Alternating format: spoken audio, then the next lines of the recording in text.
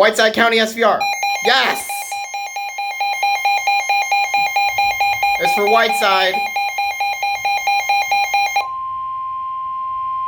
The National Weather Service in the Quad Cities has issued a severe thunderstorm warning for northeastern Whiteside County in Oh, that's northwest us. Illinois until 6:15 That's 100%. At Well, 5:47 p.m., a severe thunderstorm was located near Sterling, moving east Oh. at 30 miles per hour.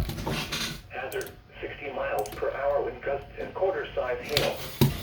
Source, radar located indicated. near Sterling. Impact, hail damage to vehicles is expected. Expect wind damage to roofs, Oh, lightning. siding, and trees.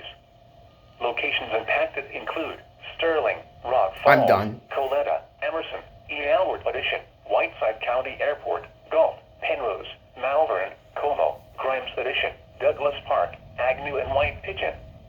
This includes Interstate 88 between mile markers 33 and 44. For your protection, move to an interior room on the lowest floor of a sturdy building. Okay. A Severe thunderstorm warning for Whiteside County.